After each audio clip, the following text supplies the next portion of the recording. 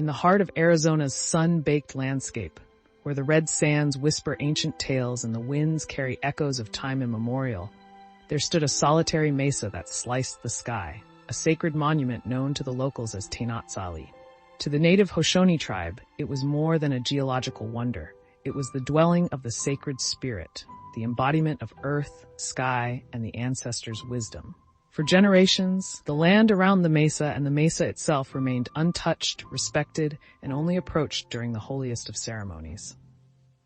A shroud of twilight clung to Tenatsali as two worlds poised on the brink of a silent war. On one side, the Hoshoni, whose veins pulsed with the rhythm of the land. On the other, a multinational conglomerate, its eyes gleaming with visions of gleaming metal and the hum of industry. Enter Mia Calloway, a bright-eyed cultural anthropologist who arrived in the shadow of the mesa with a heart full of idealism and a head swirling with academic theories. She fancied herself a bridge between the worlds, dreaming of uniting ancient tradition with the relentless march of modernity. Little did she know that her presence would be the spark to ignite the flames of conflict. Silhouetted against the dusky canvas of the desert, Mia first laid eyes on Tenatsali, and the silent power of the mesa called to something deep within her. Her guide and interpreter, a stoic Hoshoni elder named Hawk Whisperer, watched her closely, his lined face unreadable. In his eyes lay the wisdom of his people and the sorrow of countless battles against the encroachment of outsiders. Mia's arrival coincided with that of the conglomerate's representatives, a team of suit-clad businessmen and eager geologists who saw in Tenatsali not a sacred site, but the jackpot of untapped mineral resources. To them, the mesa was an obstacle to be removed, the land to be stripped and the profits to be harvested.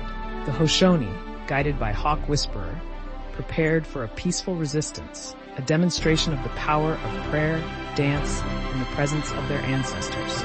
Yet tensions mounted as bulldozers and drilling rigs cast long shadows across the desert, with each rumbling engine sounding a death knell for the Hoshoni's connection to their past. Mia, ever the mediator, sought common ground, proposing sustainable development and preservation efforts. Her voice, however, was but a whisper against the roar of greed. Meanwhile, Hawk Whisperer foresaw that the clash would not just be of cultures, but of spirits, the sacred spirit of his people against the relentless spirit of progress and profit. Then came the night of the blood moon, a celestial event the Hoshoni believed would amplify the power of the sacred spirit. As the moon rose, painting the desert in hues of crimson, Mia and the Hoshoni gathered at the base of Tenatsali, their faces illuminated by the sacred glow. They prayed, they danced, and they called upon the spirits of all who had come before. The conglomerate, ever skeptical, laughed off the tribal ceremony and prepared to move in at dawn. But as the red light of the moon bathed the mesa, a deep rumble stirred from within Tenatsali. The ground shook, not with the artificial tremors of machinery, but with the heartbeat of the earth itself. From the summit of the mesa, a whirlwind descended, a spectral dance of dust and energy that swept across the desert towards the machines of industry. Mia, her body tense with anticipation, watched as the spirit storm engulfed the bulldozers and rigs, the winds howling with the voices of 1,000 ancestors.